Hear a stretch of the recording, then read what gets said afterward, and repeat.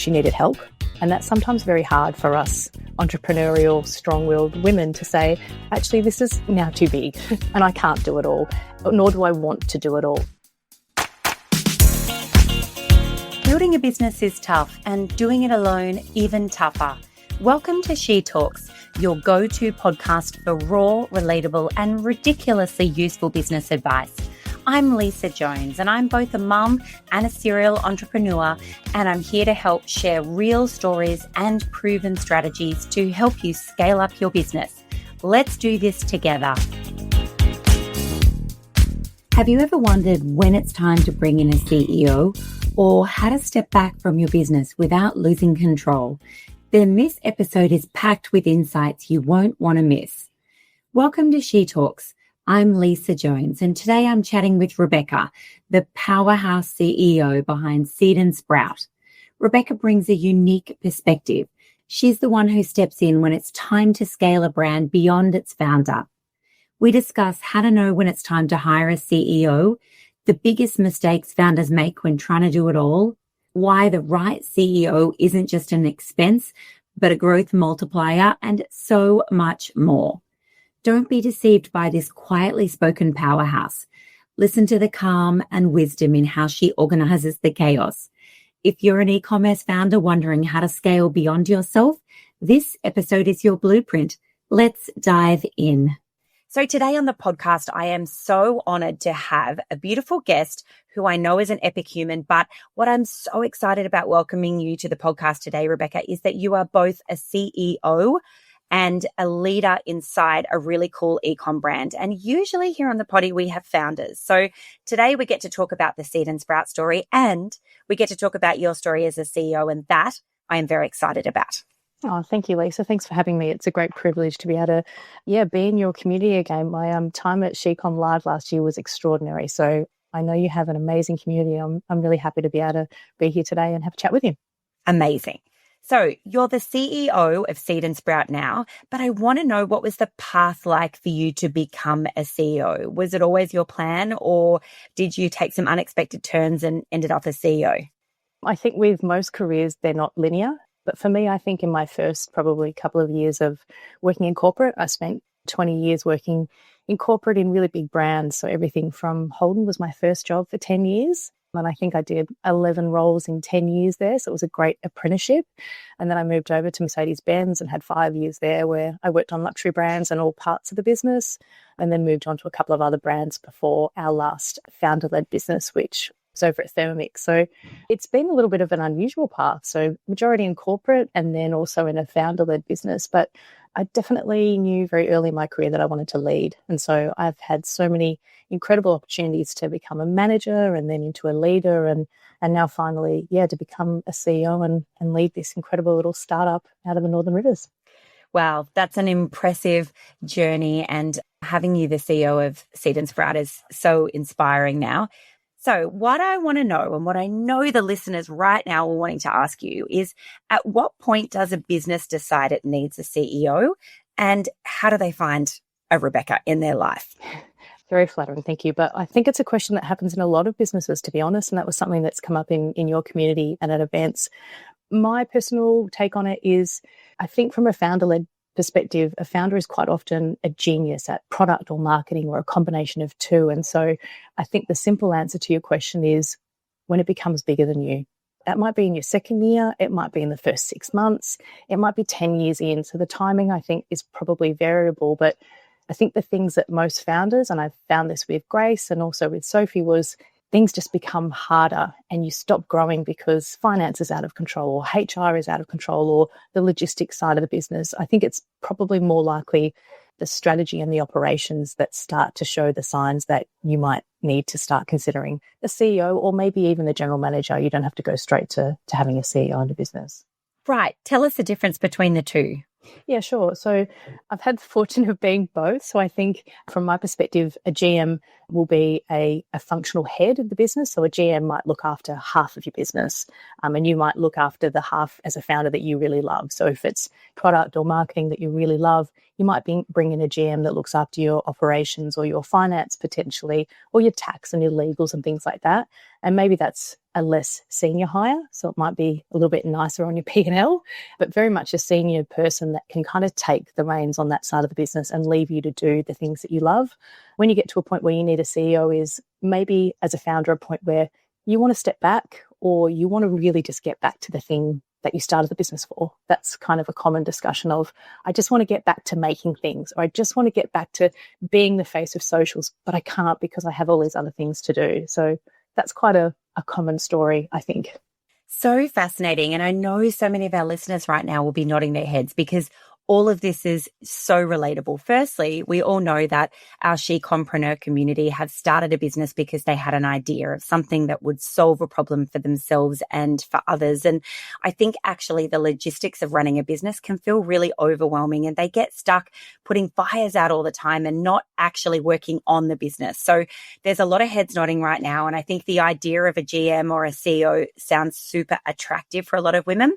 Mm-hmm. But the other thing I want to acknowledge here, and this is the case for you at Seed and Sprout now, is that Sophie has a young family and made the decision with a huge amount of growth that a CEO was a great opportunity for her to not be as actively involved on a day-to-day basis. And I think for a lot of women, when you're past the stage of what we call MVP or minimum viable product, so the business has got traction, it's growing, it's possibly starting to scale up, perhaps we don't want to give everything to the company, but we also don't want to hold it back from growing. And I think this is the bit that our audience is going to be fascinated in. And we're going to talk all about Seed and Sprout in a minute, and even why Soph maybe made the decision to have a CEO from the Seed and Sprout side. But I'd love to know a little bit more about this conversation around at what point women decide who might run this better than me, and how do I retain my own adrenal system and maintain being a mom at the same time as building an entrepreneurial empire. It's a super attractive opportunity to have a GM or a CEO.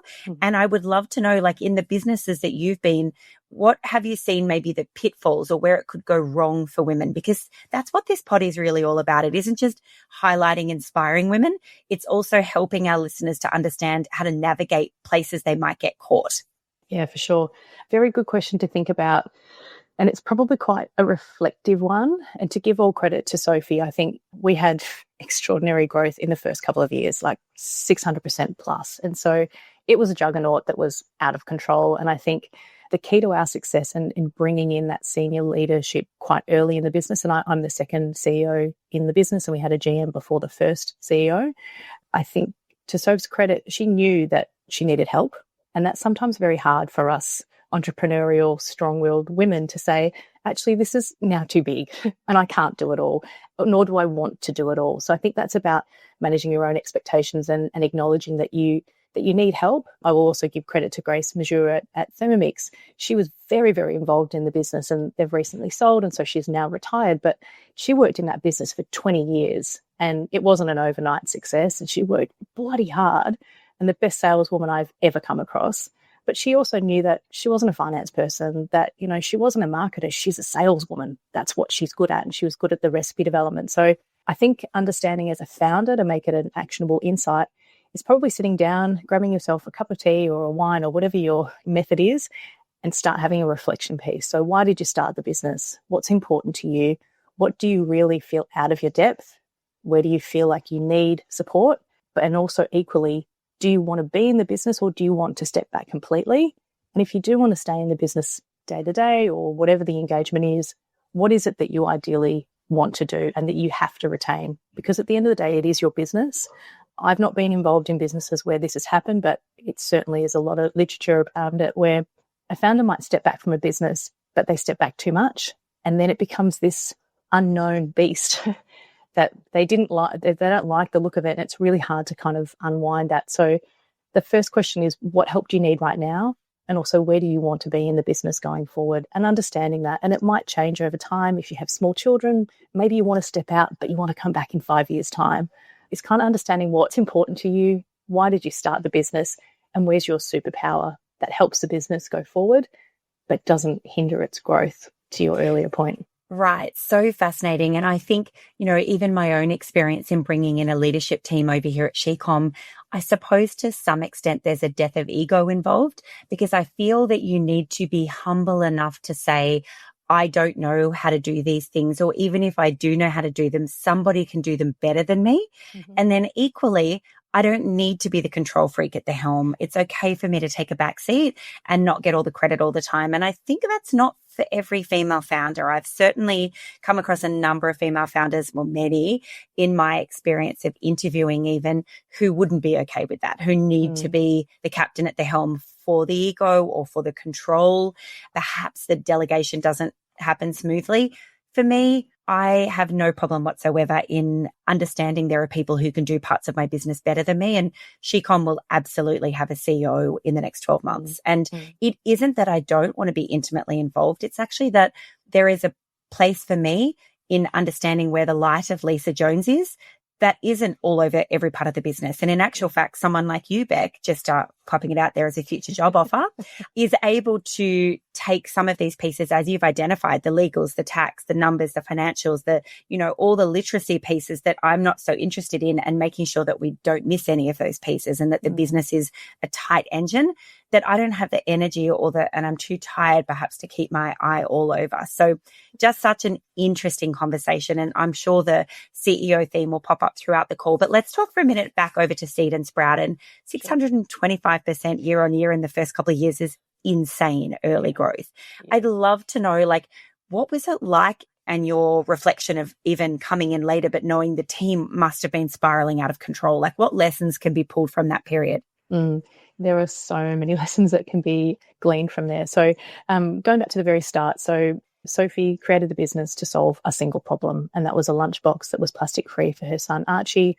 And she went through many iterations of creating the perfect product and then put it on a Kickstarter. So that's where our journey started, was a Kickstarter campaign that just went crazy. So we got our funding, 700% of funding within the first 48 hours. So it was incredible even from the start. The very first thing that Sophie put out to the world kind of went crazy. And then, we went from one product to probably 10 and really, really quickly, and moved from Sophie's garage to our first office, and then our second office. We literally signed the lease, and that was almost 6 years ago. We signed the lease the day before a 40-foot container was arriving. And it was by need. It was a necessity. And we stayed at that location for a really long time. So passage of the business and the growth. When I joined the business almost 3 years ago now, you could see the growing pains. There was not many original staff members left from those original days, which I think probably says a little bit about the pace. And I think also in those early days, there was a lot of people that helped Sophie in the community. Family, friends, people were in the warehouse packing. Sophie's gorgeous mum, Bernie, has been into our warehouse so many times. It's almost insane. Hey, Bernie, would you like to come and pack for us? It's really, really busy. No problem, style. She'll pop in and usually brings treats. She's an incredible human. You can see it's strong in the genes. But those first couple of years were pretty wild, and it did spiral out of control, definitely. And we made probably some strategic missteps, which is not to speak ill of anybody. It was the right decision at the time. And then we kind of had to wind those back, which include a first attempt into the US and Canadian markets, which I think a lot of companies or a lot of brands think, okay, let's go and chase the US. It's such a big market. Canada is similar sort of profile for customers. It's actually really, really difficult to crack those markets. And you probably need, my opinion, at least a 2-year strategic walk up to that, and a lot of work behind. And we didn't have that. It was successful to begin with, and then we kind of had to wind ourselves back. So those first sort of 4 years before COVID hit were pretty crazy. I reflect a little on so many of the women I interview, and I feel like in hypergrowth, there's a few wobbly bits, and I'd love to just break them apart with you, because your business prowess at looking at these wobbly bits, I think, will bring such gold to the listeners. And I mean, the obvious ones are clearly logistics falls apart. So does cash flow. And as you just mentioned, staff. And I want to talk about the staff bit for just a moment, because obviously hypergrowth, and certainly some of the listeners today will identify with hypergrowth when things move really rapidly in terms of revenue growth and where the wheels can fall off the bus. And in my opinion, the staffing piece is perhaps twofold. The first is that you actually need to replace staff over time as you scale through revenue brackets, because the team that you hired right at the start will perhaps be more all-rounders. And as you start to scale up, you need more expertise people in different niches. And so I feel there's certainly my experience in building companies, there's always a point at which some of the old team drop off and new people that are way more weaponized appear for roles. But I think the second piece, and maybe what you're referring to is both, but is just burning people. And I've done that too in hypergrowth in businesses where people just get burned by the pace at which it's not for everybody working in high growing, fast paced work environments where things can shift and move really quickly. And a lot of people in logistics value repetition, for example. Yeah. And when things are growing fast paced, repetition isn't always available for them. And that can feel scary. So let's just start. I mean, obviously I'd love to break those three things down, logistics and cash flow and team, but let's talk about team for a minute because it's fascinating. What's been your experience?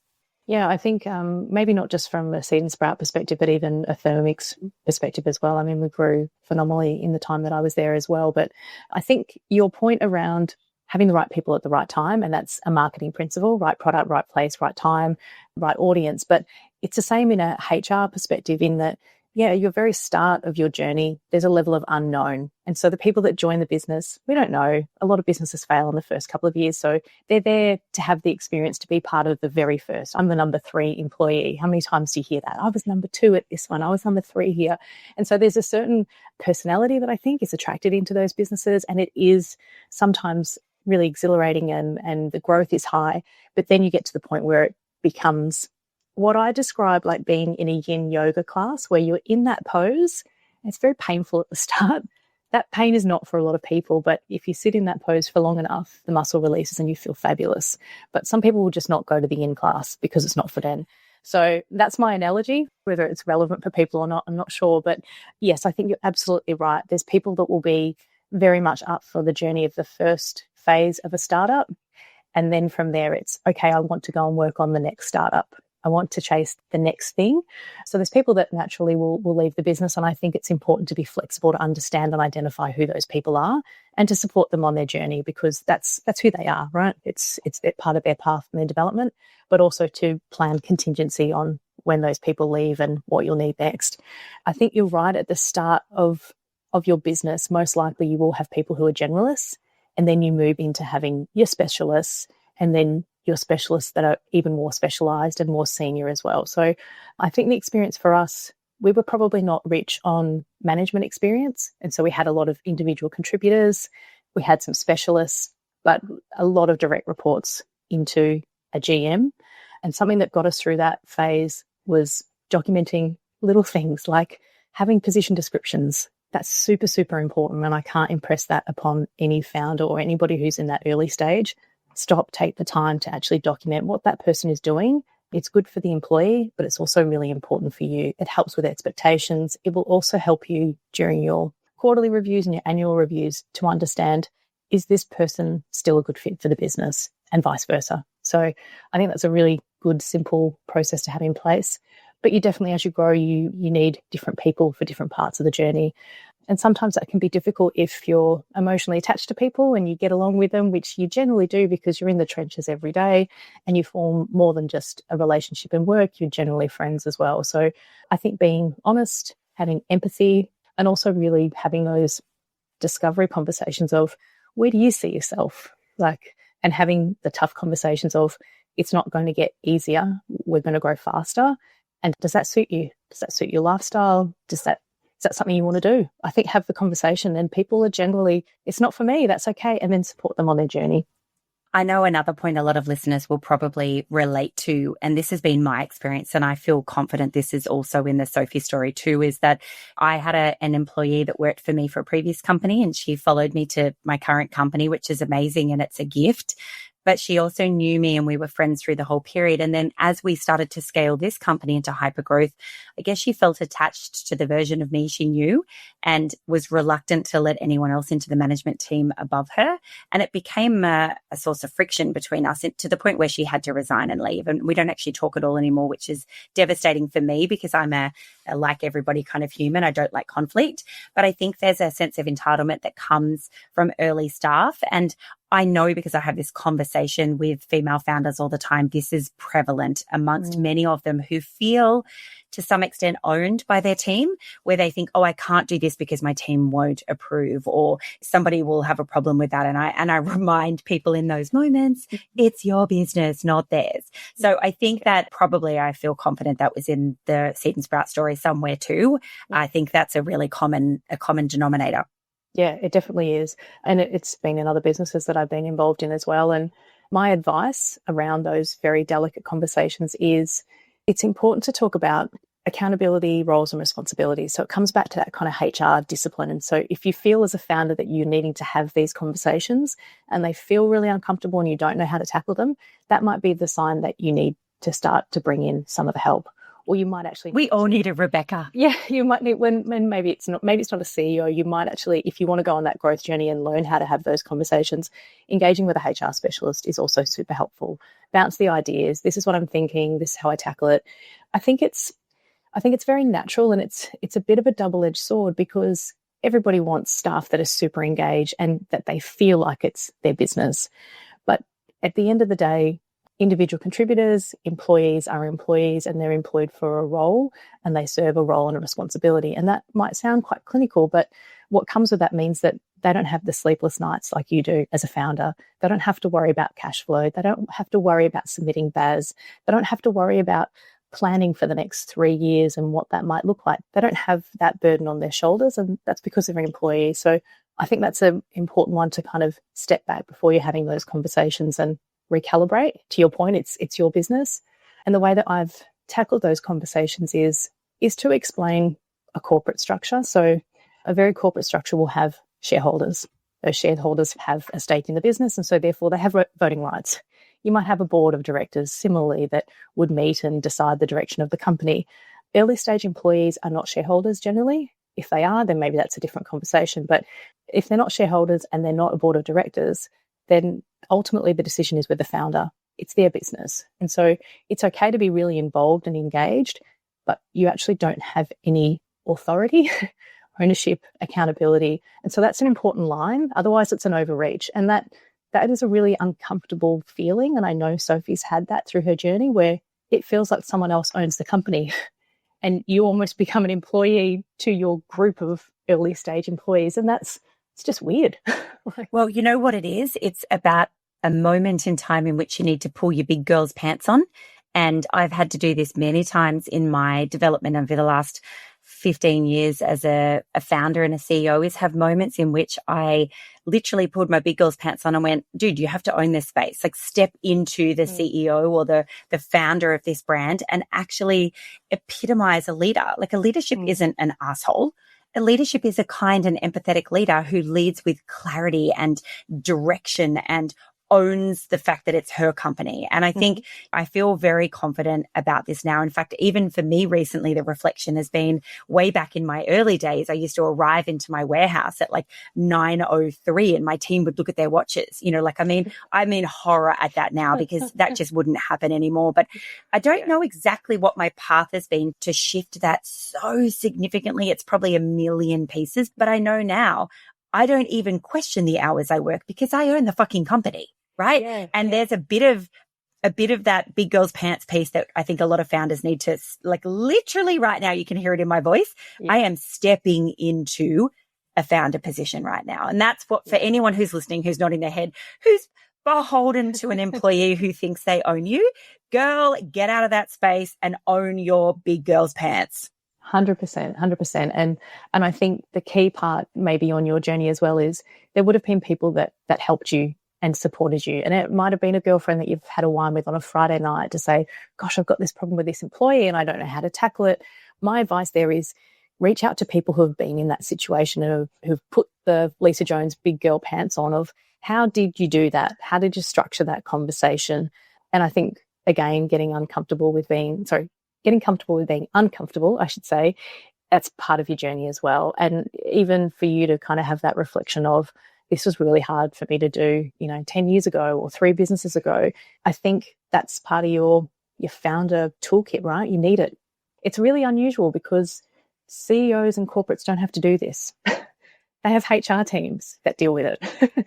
they have finance teams that deal with it. And yes, it's not to downplay, CEOs in larger corporates, but they have a management committee. They have a lot of support. And I was part of those management committees. And so I now have the greatest respect. I always had respect, but I really have the greatest respect for those CEOs, because you're in between, and a founder is in a certain way, particularly if you do have a board or you have shareholders. You have your team that, you really are serving, but you also have this other master that, is kind of over your shoulder saying, where's your numbers? What are you doing? Are you achieving the growth? I've invested in your business. Why isn't this happening? So yeah, founder and CEO roles, they're complex, really complex.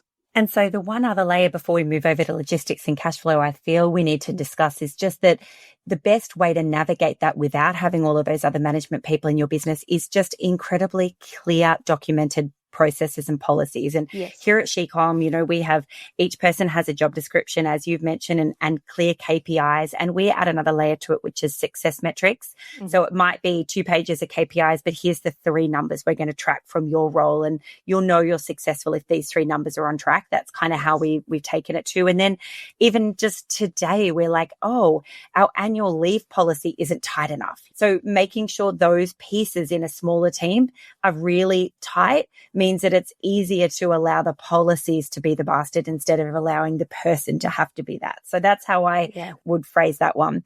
Let's go over to logistics now and talk about, just as a reminder to our listeners, as a recap, we're talking about hypergrowth. And for a lot of you, hypergrowth looks like it could even be busy periods in which things could break. But we want to know, in Seed and Sprout's journey, how did you handle logistics problems from product quality to storage to order picking, clearly, and even Australia Post freight rates? We'd have 6 podcasts just on logistics, but give us the summary, Beck. I think follow the bouncing ball through your order to delivery process. So starting with product, we tightened up policies and procedures around order quality. So the product needs to be absolutely right. So we worked through that, documented the process. We had some quality issues in our early stage, and that created spirals of lots of different problems. So my viewpoint is get the product right, make sure your processes are absolutely crystal clear there, the expectations with your suppliers, manufacturers, all the way through your logistics chain. People know what they need to do. Similar with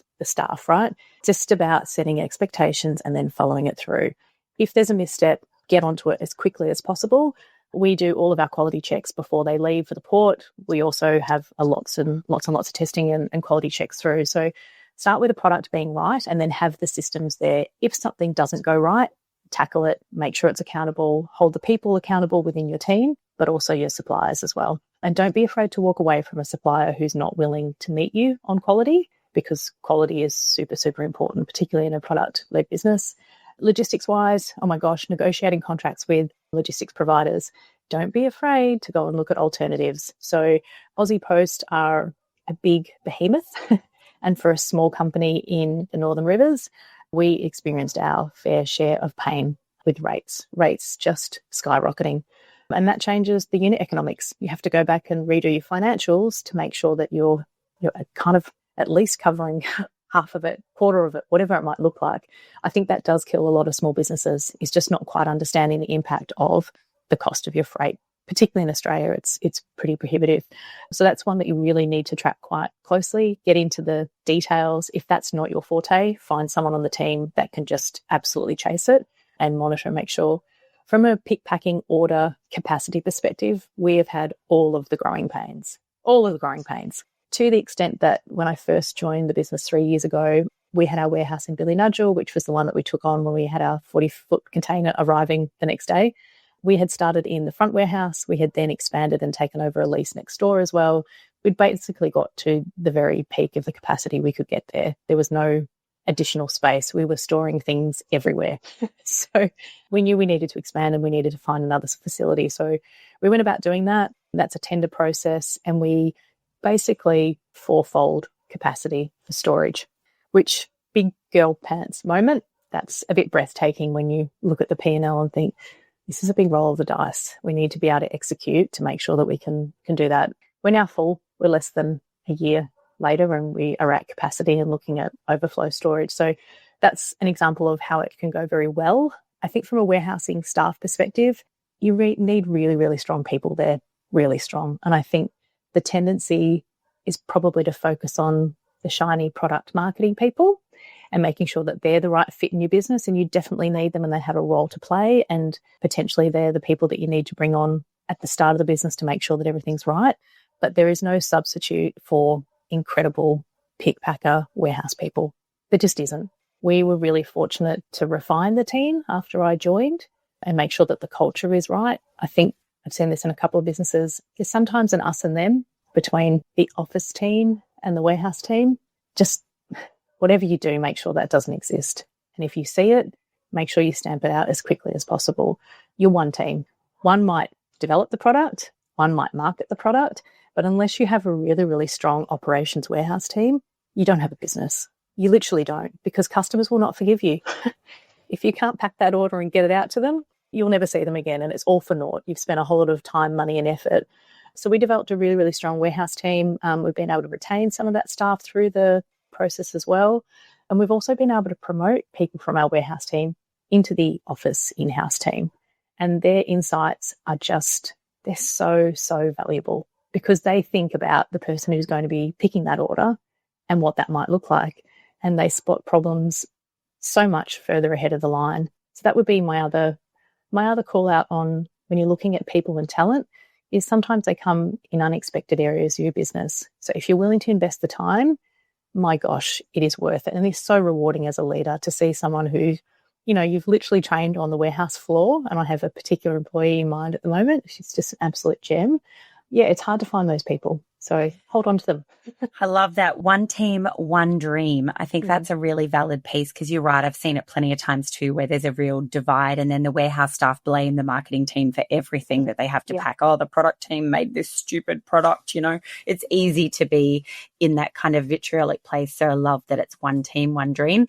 Let's talk about cash flow now. Like, I mean, there wouldn't be a woman listening right now who wouldn't nod their head if I said, have you ever experienced cash flow problems in your business, and do you pay yourself properly? They would all be like, hell, we've experienced it, and no, we never pay ourselves properly. And can you afford a CEO? Probably not, but do you need one? Hell yes. And I want to just bring that also and say congratulations, Rebecca, to you and Sophie for putting your big girl's pants on and going forexing in your warehouse space, because that's a ballsy move. But I think, let me put this another way. One of the things I've really witnessed and observed in founders globally is that the men traditionally are pretty ballsy. Women, we tend to play small, and I don't. I think really big. And I think that frightens other women sometimes. They look at me like I'm some kind of strange creature. But I really admire the fact that you guys became ballsy in this space, and that you've already a year later filled the space, because that's where really big growth happens, and success stories and the really big exits we read about and wonder. You know, like look at Shelley at Emco Beauty. She didn't sit on her laurels and do small warehouses. She went all out, and to have a big story to talk about. So congratulations, first of all, on being ballsy. But tell us a bit more now about cash flow. Yeah, cash flow. Cash flow is king. That sounds so cliche, but it is. It's the lifeblood of your business. And if you don't plan for it adequately, the wheels can fall off super quickly. There's nothing more stressful than a situation where you feel like you cannot either pay yourself or your staff. And that's part of every business. It's part of the seed and sprout story across the years of, your job when you're managing cash flow is you have to set the priority. Do I pay for the product to get it here on time to sell to the customers? Or do I have to call a supplier and have an uncomfortable conversation to say, I'm going to have to delay your payment to next week. I'm really sorry about that. What impact does that have on you? Managing cash flow is super, super tricky. And I do feel like, I don't think that this is actually a problem that a lot of female founders have, but I think that they perceive that they're not very good with financials. And I would like to challenge all of your listeners, if anybody's sitting there thinking, oh God, financials it's not my strong suit. It is. It's in you. You can do it. And there is plenty of training and options out there. I think it sometimes comes down to a confidence piece. So you have to get across your numbers. You need to. And I firmly believe you can't outsource your cash flow management to someone else. You need to be across it. Otherwise, you're going to be so stressed. I did an interview last week with an Australian magazine around financial literacy. It was this exact topic because they were like, why do you think women have a greater problem in getting, say, debt funding or equity investment in their e-commerce brands? Because it's true, women are like 20% of men's 80%. And the answer is, I just think we don't have the self-confidence and the financial literacy. And to some extent, I think you're right that women perceive they don't have it, so they don't learn it because it feels like something the blokes do, right? Like you go to your male accountant or your male bookkeeper to get that kind of knowledge. But you're right, if we don't have it and we don't own it, even at Shecom, you know, I have a bookkeeping team, I have an accountant team, I have an internal accounts, payable and receivable team, and I have a HR and biz ops manager. And she does pay the bills, but it still all comes through me on some level. And I think we have to know, I check the bank accounts daily. And I can certainly attest to, you know, mid last year for Shecom in the middle of 2024, we got low on cash. And then I did some projections and realized we were in a bit of a hole. And I literally didn't sleep for about 3 months. It took a massive toll on my health, that debilitating fight or flight syndrome that comes out where you start to hyperventilate and worry. And to be honest with you, in our case, it was a lot of the monster under the bed. It didn't eventuate and I was able to turn things around really quickly. But I did get a loan. I got an American Express small business loan, which was incredible. Probably the best interest I found out there in the marketplace. And it's payable over 18 months. And it was just a short-term cash solve. And I'm a big fan of helping women find ways that they can get a bit of debt funding when they need them in growing their businesses. But I think there wouldn't be a woman out there that wouldn't relate to that fight or flight moment of the monster under the bed. It's not much fun, but you're right. Dealing with it head on and putting a torch under the bed is the only way to discover there is no monster there. Or if there is a monster, get the fucking machete out and take it out. Yeah, you have to deal with it. Yeah, and I think your point is spot on there in terms of confidence. But I think the other side is it's about education as well. I can't tell you how many female leaders, founders that I've come across where it's, oh, well, I'm bootstrapped, so I couldn't possibly grow any further. To which it's like, hang on a sec, there are options. There are lots of different options. And so then you start, have you heard about this? And what about that? And so the machinations of what those options might look like, it will be very, very personal for each business as to what your tolerance for risk is, whether you're likely to go for a secured or an unsecured, and understanding what the difference might look, whether you want to get someone to buy into your business, whether you want to retain full ownership.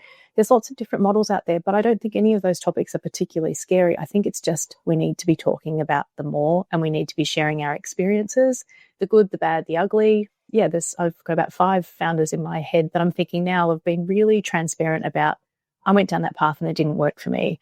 And it probably wasn't the funding option. It also has a little bit to do with your personality as well. So, you know, you need to be really strict if you get yourself a credit card for the business. You need to make the repayments. And so I think it's important. The education side is really important. And I'm very sort of transparent as much as I can be about what those options are. And having gone through that, I think that's the contingency plan as well. So my other advice would be, if you think you're coming towards a cash flow problem, or hopefully before you get into it, but if you think that if you've got a bit of a gut feel that you might be coming into a cash flow problem, start asking the questions, start looking for solutions, because they all have different lead times. And as you get through the process, it might be that you don't want to work with the big banks, or it might be that they're going to take too long, or they're not going to be flexible enough for you. And so maybe you want to look at a Shopify Capital or a Wayflyer or whatever that might look like.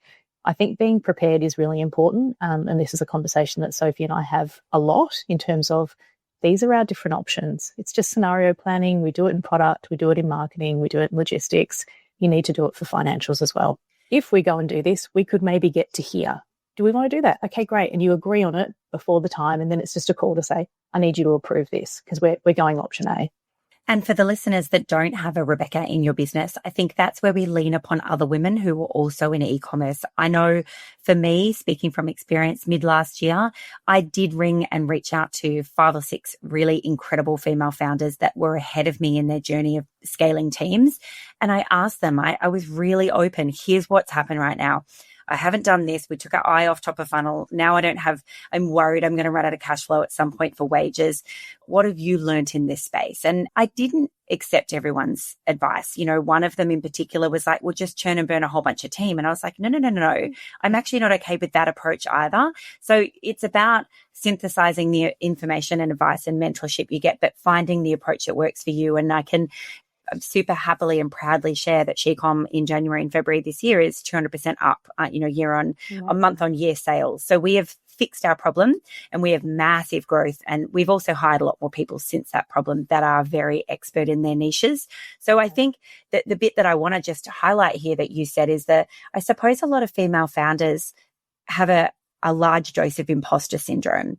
And I think that comes out even at what you said around the confidence to be ballsy and perhaps even forward predicting problems that are coming. If you genuinely want to build a really successful business, you have to be ballsy, you have to take risks, but you equally have to look ahead and own problems before they arise. Don't put your head in the sand, because that's the shit moments where you literally can go bankrupt, and women do it all the time. And I agree. I think it's about, it hurts. It's kind of ugly to look really, really, really like super calculated at what's happening right now.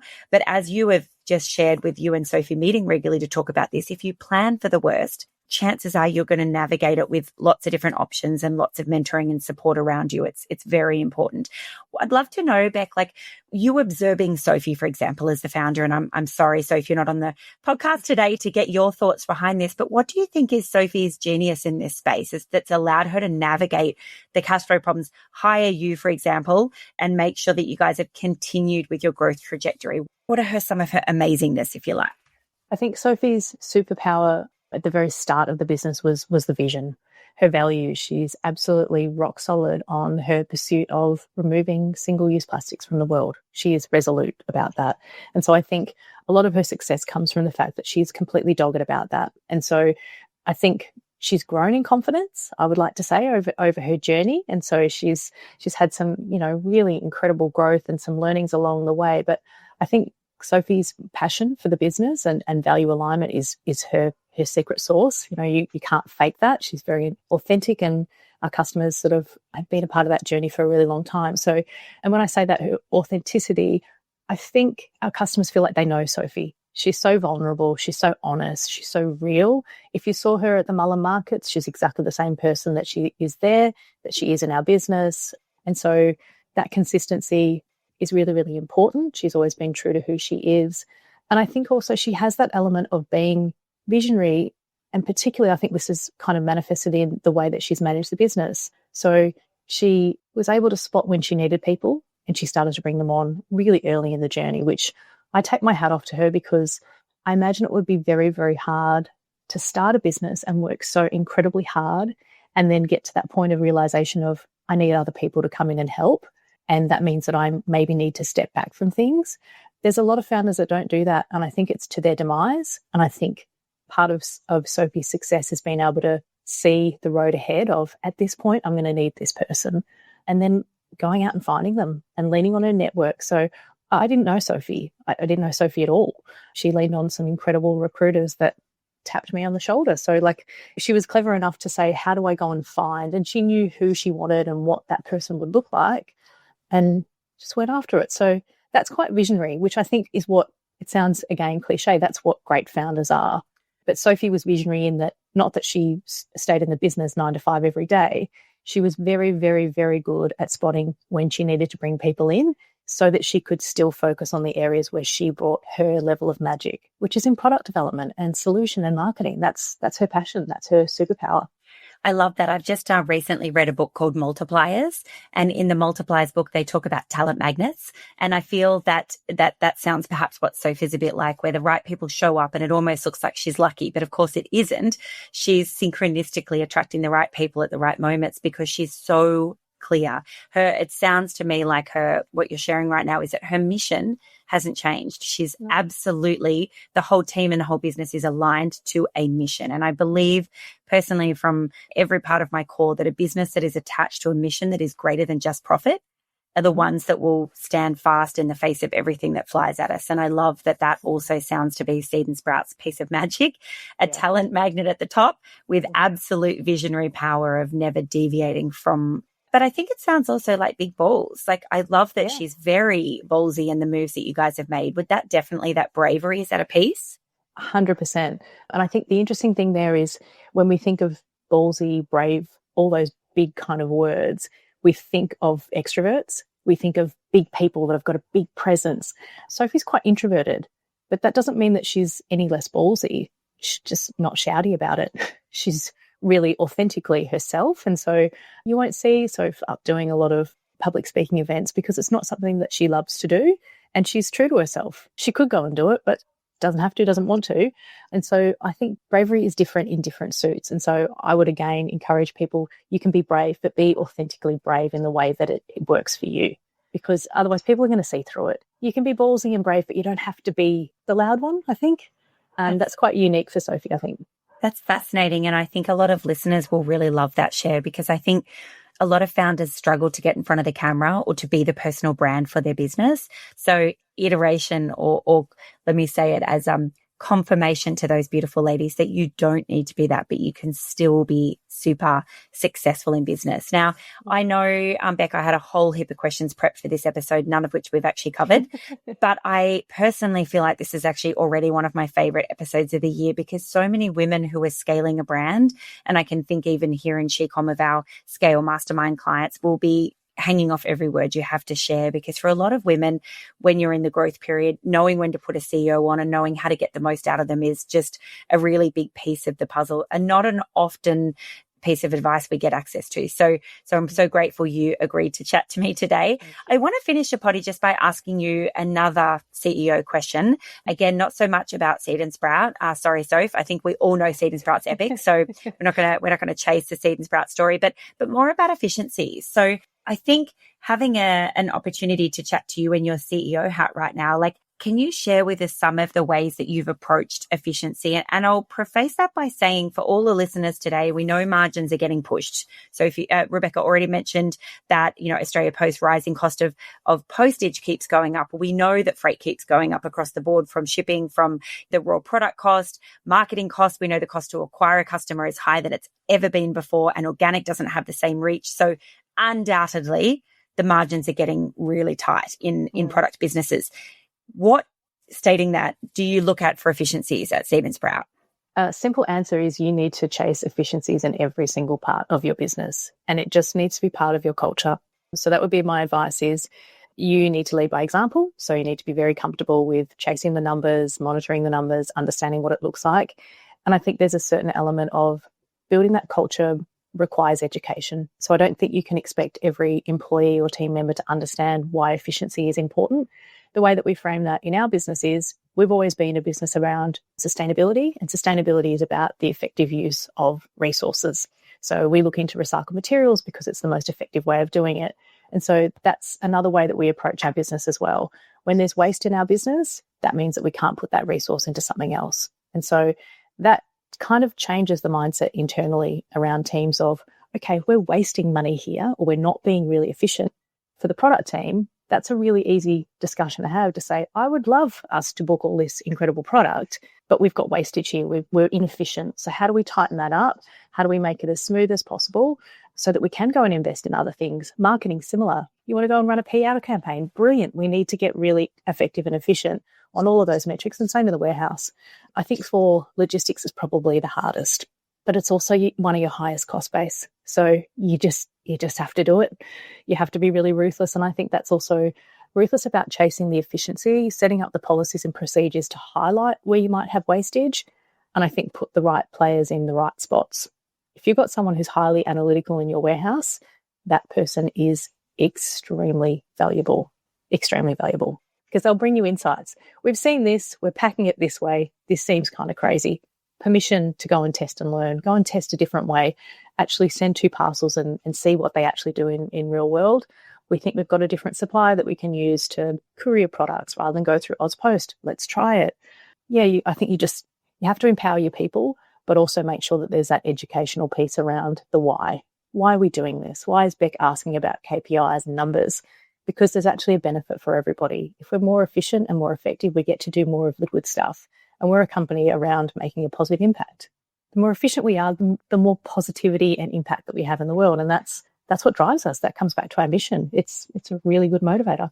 Sounds like a strong culture, Beck, with regards to efficiency and sustainability. And I love that. And I think taking away from that, certainly for me at SheCom, what I'm hearing is that I need to empower everyone in my team to be looking for efficiencies and cost saving rather than just my biz ops manager, for example. And, that's something I'll immediately take away from this podcast today in action. And so I want to thank you on behalf of all of the listeners today, because the shares that you've had for us today are so valuable for women scaling businesses. And it's such a gift to listen to you. And listeners, I'll share with you something a little bit funny as the very last thing we say in the potty today. And that's, you can even hear in the way that you make shares, Beck, how calm you are. I think most founders are not, where we can be very high and low. And I think we all need a little bit of Beck's calm. And the way in which you delivered everything today was no wasted words, very eloquent and articulate, but very calm. And I thank you for your calm on behalf of the listeners. And I cannot wait to see you somewhere for a hug soon. Thank you for joining us today, Beck. Oh, thank you. I really appreciate it. Thanks for your time. Thanks for tuning in to another episode of She Talks. I hope today's conversation sparked ideas, gave you strategies you can put into action, and reminded you that you're never alone on this journey. If you loved this episode, head over to shecom.co for today's show notes, exclusive freebies, and special offers from our sponsors. And if you haven't already, hit subscribe so you never miss a future episode. Until next time, keep showing up, keep building, and most importantly, keep talking.